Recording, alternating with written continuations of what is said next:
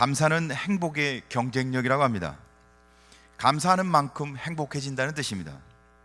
가장 행복한 사람들은 많은 것을 소유한 것이 아니라 늘 감사하는 사람이라고 말합니다. 탈무드에 보면 이 세상에서 가장 지혜로운 사람은 어떤 곳에 처하든 배우려고 하는 사람이라고 합니다. 또한 이 세상에서 가장 강한 사람은 싸우면 항상 이기는 사람이랍니다. 그런데 세상에서 가장 행복한 사람은 자기가 있는 그 삶 속에서 감사하는 사람이라고 합니다. 그러니까 감사한 만큼 인생은 행복해지는 것입니다. 우리 한번 옆에 분과 함께 인사하겠습니다. 감사한 만큼 행복한 인생 되세요. 그러니까 행복은 감사하는 사람의 것입니다. 감사는 행복의 문을 여는 열쇠라고 합니다. 감사는 행복의 종이 울립니다. 행복한 사람은 감사가 늘 넘칠 수밖에 없습니다. 사랑하는 성도 여러분, 감사하는 성도 되시길 주의 이름으로 축복합니다. 행복은 감사하는 사람에게 주어집니다. 물질도 감사하는 사람에게 주어집니다. 건강도, 명예도, 존경도 다 감사하는 사람에게 주어진다고 합니다. 그래서 하나님은 말씀하시기를 데살로니가전서 5장 18절에 우리에게 이렇게 말합니다. 범사에 감사라, 이것이 그리스도 예수 안에서 너에게 향하신 하나님의 뜻이니라. 잘 될 때도 있지만 안 될 때도 있습니다. 아플 때도 있지만 건강할 때도 있습니다. 성공할 때도 있지만 실패할 때도 있습니다. 그러나 범사에 감사합니다. 감사는 해도 되고 안 해도 되고 선택이 아닙니다. 하나님은 오늘 데살로니가전서 5장 18절에 명령하십니다. 감사하라. 구원받은 성도라면, 예수 믿는 성도라면, 예배하는 자라면 무조건 의무적으로 감사하라는 것입니다. 그러니까 감사하지 않으면 죄입니다. 그래서 감사를 못하면 그 마음이 허망하여지고 미련하여 어두워지고 우둔하여 주니 로마서는 감사하지 않는 사람의 마음을 그렇게 표현합니다. 감사하지 않으면 자기만 손해인 겁니다. 다른 사람이 손해보는 게 아니라 내가 손해하는 거예요. 여러분 한번 보십시오. 불평하고 원망하는 사람들은 하는 일마다 잘 안 됩니다. 불평하고 원망하고 다른 사람에게 은혜를 끼치 못하고 감사하지 못하는 사람은 불행하게 살 수밖에 없습니다. 그러나 감사하면 하나님을 영화롭게 합니다. 그래서 시편 50편에 보니까 이렇게 기록합니다. 감사로 제사를 드리는 자가 나를 영화롭게 하나니, 감사하면 하나님이 영광을 받으신다는 거예요. 사랑하는 성도 여러분, 감사함으로 기쁨이 넘치고 인생이 부요해지는 복된 성도 되시길 주의 이름으로 축복합니다. 오늘 우리는 추수 감사주일로 하나님 앞에 예배합니다. 그래서 시편 100편을 통해서 우리가 왜 어떻게 감사해야 하는지 함께 말씀을 나누고자 합니다. 시편 100편은 성경 중에 유일하게 감사의 시라는 제목을 갖고 있는 성경입니다. 이스라엘 백성들은, 특별히 남자들은 1년에 3번씩 예루살렘으로 모여 예배를 드렸습니다. 그들은 6월절이 되면 그들이 애굽에서 종살이 노예로 있던 것을 해방한 것을 감사하여 감사의 절기로 하나님 앞에 예배했습니다. 그들이 또한 77절이 되면 첫 소실, 첫 곡식을 거둬들인 다음 그 은혜에 감사해서 또 예배했습니다. 또한 초막절이 되면 1년 추수를 다 마치고 그 은혜에 감사해서 감사절기로 지켰습니다. 그들은 아무리 멀리 있어도 이 3번의 절기를 꼭 지켰습니다. 그래서 남자들은 다 성전으로 모여 예배하고 감사절기를 지킵니다. 매년. 아마 이런 생각이 들을 수도 있습니다. 그 먼 곳에 온다는 거예요. 때로는 좀 귀찮기도 하고 힘들기도 했을 것입니다. 그러나 그들은 그 감사절기를 기쁨으로 지키기 위해서 하나님은 그들에게 시편 100편 이 감사의 시를 주셨습니다. 그들은 이 감사의 시를 묵상하고 암송하면서 이 시편을 통해서 하나님 앞에 기쁨으로 나아갈 수 있도록, 사랑하는 성도 여러분, 하나님이 주신 은혜를 기억하며 감사함으로 예배하는, 하나님이 주시는 은혜 안에 감사가 풍성해지는 성도 되시길 간절히 소원합니다. 그래서 우린 첫째, 어떻게 절기에 참여하라고 합니까? 4절 말씀을 보니까 이렇게 이야기합니다. 감사함으로 그 문에 들어가며 찬송함으로 그 궁전에 들어가서 그에게 감사하며 그의 이름을 송축할지어다. 그 문에, 그 궁전에 하나님의 집과 성전을 그 문과 궁전이라고 표현하고 있습니다. 그런데 어떻게 들어가면 감사함으로 들어가고 찬송함으로 들어가서 그 궁전과 성전에서 하나님께 예배하고 찬송하라는 것입니다. 사랑하는 성도 여러분, 이 성전에 들어와서 예배하는 자가 복된 줄 믿으시 바랍니다. 사람 궁전에는 누가 들어갑니까? 왕, 왕자, 공주, 대신 아무나 들어갈 수 없습니다. 신분에 합당한 사람들이 궁전에 들어갈 수 있는 겁니다. 예배당도 아무나 오는 게 아닙니다. 우리가 생각하기엔 내가 오고 싶어서 온 것 같은가요? 아닙니다. 예수 그리스도의 핏값으로 구원받은 하나님의 자녀가, 하나님의 백성이 오늘 이 예배당에 오셔서 하나님께 예배하고 찬송하고 주님께 감사드리는 줄 믿으시 바랍니다. 그러니까 이 자리에 와 있는 것만 해도 우리에겐 놀라운 일인 거죠. 할렐루야. 우리에게 감사로 예배하는 자가 되시길 주의 이름으로 축복합니다. 그래서 시편 84편에는 이렇게 얘기합니다. 주의 궁전에서 한날이 다른 곳에서 첫날보다 나은즉 악인의 장막의 거함보다 내 하나님 문지기로 있는 것이 좋사오니.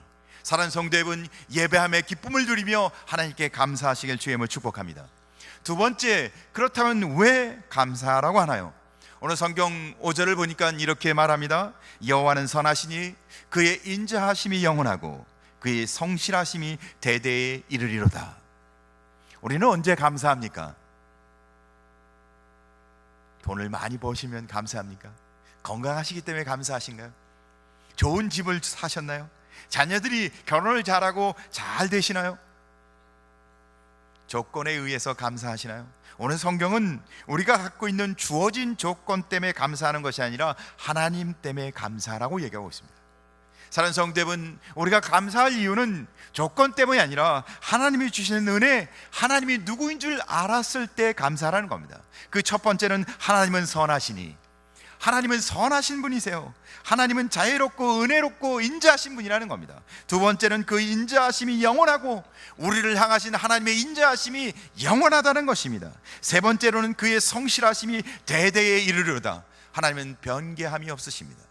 인생은 변합니다. 그러나 하나님은 변함이 없으신 하나님이십니다. 그 신실하신 하나님 때문에 감사하시기를 간절히 소원합니다. 그러나 우리는 선하지 않습니다. 착한 것 같지만 착하지 않다는 거죠. 우리는 인자하지 않습니다. 우리는 모든 사람을 다 받아주고 용서하는 것 같지만 그렇지 않습니다. 날 잘해주는 사람에게만 우리가 어떻게 해요? 인자하죠. 나는 잘해주는 사람을 좋은 사람으로 이야기하고 잘해주는 사람에게 어떻게 좋은 사람으로 살아갑니다. 우리는 성실하지 않습니다. 우리는 환경과 여건과 상황에 따라 변합니다. 약속도요 항상 지키지 않습니다. 그러나 하나님은 선하시며 인자하시며 성실하신 변개함이 없으신 하나님이십니다. 그래서 자기 부하의 부인을 겁탈하고 그것도 모자라서 전쟁터에 그 부하를 보내서 죽여버린 사람 다윗을 하나님은 어떻게 해요? 하나님의 선하시고 인자하심으로 그를 받아주십니다. 그리스도인을 잡아 옥에 가두고 죽게 해 그것을 위해 자기 목숨을 건 바울, 하나님은 그를 하나님의 인자와 긍휼로 받아주셨습니다. 스승을 배신하고 저주한 베드로를 받아주셔서 그를 끝까지 책임져 주신 분이 신실하신 하나님이셨습니다. 살인하고 도망자가 된 모세를 받아주시고 자신의 목숨을 살리기 위해, 자기 목숨을 살기 위해서 아내를 2번이나 속이며 누이라고 했던 아브라함을 받아주시고 재산을 상속받기 위해 장자로 속였던 야곱을, 사기꾼처럼 살았던 야곱을 받아주셨던 하나님. 사랑하는 성도 여러분, 하나님의 인자와 긍휼하심에 따라 감사하는 성도 되시길 주님의 이름으로 축복합니다. 예수 그리스도, 그분을 우리의 죄를 위해 십자가에 못 박게 하셔서 우리를 하나님의 자녀로 삼아주신 하나님의 은혜, 이스라엘 백성을 430년 동안 애굽에서 종살이하던 그들을 압제해서 해방시켰었던 하나님의 은혜, 그들이 가나안 땅에서 전쟁을 할 때마다 승승장구하도록 함께 하셨던 하나님의 은혜, 그들이 이제 첫 수확을 거둬서 하나님 앞에 감사하며 하나님께 영광을 돌릴 때 그 모든 예배를 받아주셨던 하나님의 은혜. 사랑하는 성도 여러분, 믿는 성도의 삶 속에서는 하나님의 인자와 긍휼과 하나님의 무궁하신 은혜가 넘쳐난다는 것입니다. 사랑하는 성도 여러분, 하나님으로 인해 감사하는 성도 되시길 주님의 이름으로 간절히 소원합니다. 하나님은 성자보다 죄인을 더 가까이 하신다고 합니다. 하나님은 우리를 너무 사랑하세요. 하나님은 우리를 늘 품고 안고 사랑하십니다. 그런데 우리가 하나님을 배반하고 하나님을 떠납니다. 하나님은 우리를 향해 하나님의 사랑의 끈으로 우리를 묶어 놓습니다. 그래서 우리를 그 줄에 우리를 계속 묶어 놓습니다. 하나님은 계속 묶습니다. 그런데 우리가 끊습니다. 그러고는 도망가요. 그러면 하나님이 그 끊어진 끈으로 다시 묶습니다. 다시 맵니다. 하나님이 사랑 안에 거할 수 있도록. 근데 또 끊고 도망갑니다. 그러면 하나님이 다시 오셔서 또 묶습니다. 그러다 보니까 끈이 점점점 줄어들어요. 그러다 보니까 하나님이 묶을 때마다 끊고 다시 묶고 끊고 다시 묶을 때마다 어떻게 해요? 우리가 더 하나님께 가까이 가게 됩니다. 역설적이지 않습니까? 우리는 계속 도망가는데 하나님의 사랑은 계속 변기 없이 우리를 사랑하셔서 우리가 더 하나님과 가까워진다는 겁니다. 사랑하는 성도 여러분, 이 은혜가 얼마나 놀라운지. 그래서 하나님은 우리의 상처와 흠집을 통하여 하나님의 은혜가 우리에게 들어오신다는 겁니다. 우리의 연약함을 통하여 하나님의 인자와 선하심이 더 무궁하다는 겁니다. 사랑하는 성도 여러분, 하나님이 이 무궁한 은혜, 변함없는 사랑 깨달아 날마다 감사하며 승리하는 성도 되길 간절히 소원합니다.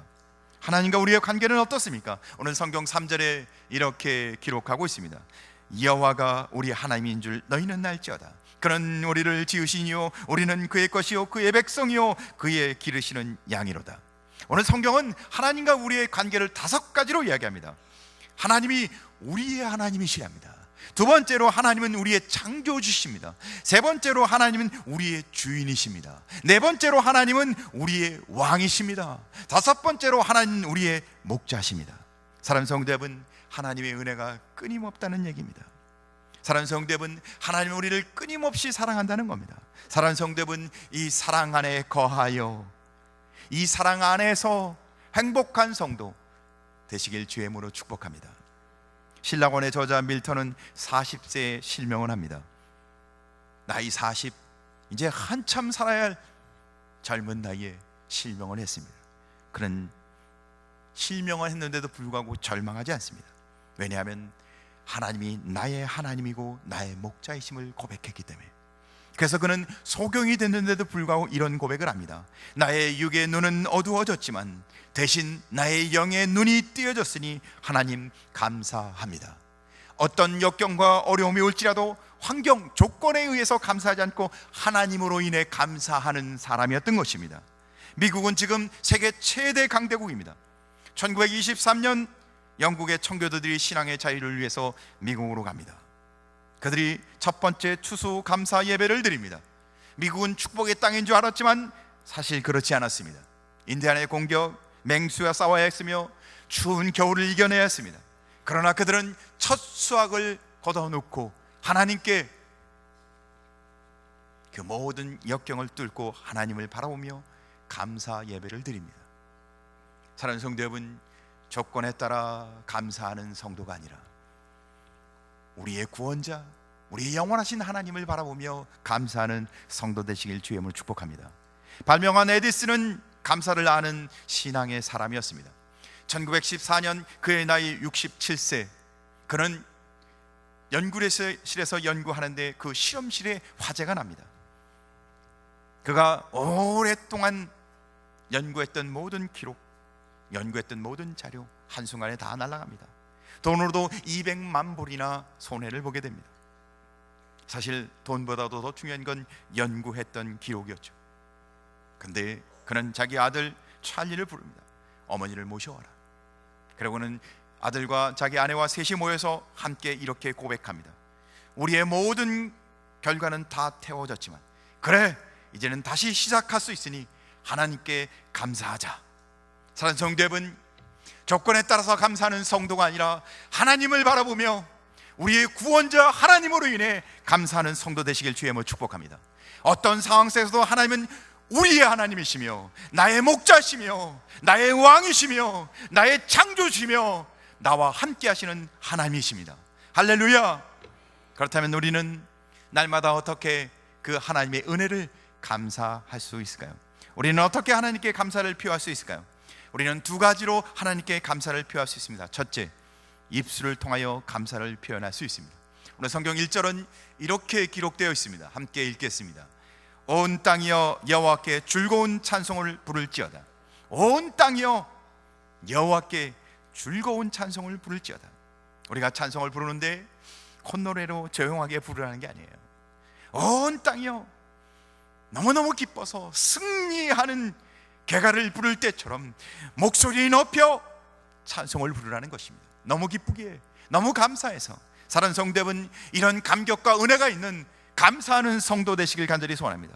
전쟁에서 승리하여 돌아오는 왕이 입성할 때 온 백성과 신하들이 환송하는 것처럼 우리가 하나님 앞에 감사하는 그 은혜가 우리의 입술로 고백되어지시길 주님으로 축복합니다.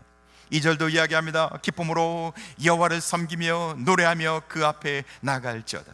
어떻게 해요? 너무너무 기뻐서 노래하며 그 앞에 나가라고 이야기합니다. 4절도 이야기합니다. 감사함으로 그 문에 들어가며 찬송함으로 궁전에 들어가서 그에게 감사하며 그의 이름을 송축할지어다. 사랑하는 성도 여러분, 정말 기쁨과 감사가 넘치면 어떻게 해요? 찬송이 넘친다는 것입니다. 사랑하는 성도 여러분, 그래서 성경은 말합니다. 시와 찬미와 신령한 노래로 부르며 마음에 감사함으로 하나님을 찬양하라. 할렐루야. 신라와 바울이 매맞고 옥에 갇혔지만 그들은 감사함으로 찬양합니다. 사랑하는 성도 여러분, 조건은 아니지만 그들은 하나님을 바라보며 찬양합니다. 그런데 놀랍게도 그 악한 환경 가운데 하나님을 바라보고 찬양하니까 이해할 수 없는, 이성으로는 도저히 납득이 안 되는 기적이 일어났습니다. 옥문이 열리고 큰 지진으로 인해 쇠고랑이 다 풀어지고, 그런데 더 놀라운 일은 간수의 마음문이 열리고 그 가정이 다 세례받고 구원받는 역사가 일어났다는 것입니다. 할렐루야. 그들이 만약에 그 간수가 옥문이 열린 사실을 보고 그 자리에서 그냥 자살했다면 그 가정은 장례식을 치러했을 것입니다. 그런데 찬송하는 자리에 그들이 예수 그리스도를 만나 세례받고 그들은 이제 죽는 가정이 아니라 영적으로 살아나는 가정이 된 것입니다. 사랑하는 성도 여러분, 믿음으로 하나님을 바라며 감사하고 찬송할 때 무슨 역사가 나타나고, 살리는 역사가, 거룩한 역사가, 은혜의 역사가 일어나는 줄 믿으시기 바랍니다. 그래서 성경 이사야 43장은 이렇게 말합니다. 이 백성은 내가 나를 위하여 지었나니 나를 찬송하게 하려 함이니라. 사랑하는 성도 여러분, 입술을 열어 주님이 내게 주신 은혜를 기억하며 찬송하는, 감사하는 성도 되길 주님의 이름으로 축복합니다. 두 번째, 우리는 기쁘게 예배함으로 하나님께 감사할 수 있습니다. 2절은 이렇게 말합니다. 기쁨으로 여호와를 섬기며 노래하면서 그 앞에 나갈지어다. 이스라엘 백성이 절기마다 예루살렘에 돌아올 때 그들은 먼 지방에서 대부분 오게 되었습니다. 번거롭고 힘들죠. 때로는 절기를 지켜야 하니까 의무감에 마지못해 갔습니다. 종교적 의무감, 형식적으로. 사랑하는 성도 여러분, 그렇게 드리는 예배는 하나님이 받지 않으세요. 하나님은 오늘 성경 말합니다. 기쁨으로 여호와를 섬기며 노래하며 그 앞에 나갈지어다. 벅찬 감격으로 자원하여 하나님의 은혜 속에 기쁨으로 나오는 예배를 받으신다는 겁니다. 사랑하는 성도 여러분, 하나님의 은혜의 감격 속에 기쁨으로 예배하는 성도 되길 주님의 이름으로 축복합니다. 예배를 통해서 하나님께 감사하라는 것입니다. 사랑하는 성도 여러분, 예배의 성공자가 인생의 성공자입니다. 아벨이 왜 불행한 인생을 살았을까요? 그는 예배를 기쁨으로 감사함으로 드리지 못했기 때문입니다. 왜 사울인 왕 위에서 왕위를 잃고 온 가족이 패가망신했을까요? 그는 예배에 실패했고 예배를 통해 하나님께 감사하지 못했기 때문입니다. 엘리 가사장은 왜, 엘리 제사장 가정은 왜 고난을 당하고 비참한 죽음을 당했을까요? 그들은 예배에 실패하고 예배를 통해 하나님께 감사하지 못했기 때문입니다. 요한복음 4장 23절은 그래서 우리에게 이렇게 예배하라고 말씀합니다. 아버지께 참되게 예배하는 자들은 영과 진리로 예배할 때가 오나니 곧 이때라. 아버지께서는 자기에게 이렇게 예배하는 자들을 찾으시느니라. 할렐루야. 감사함으로 하나님께 나가 예배하는 성도 되시길 주님의 이름으로 축복합니다.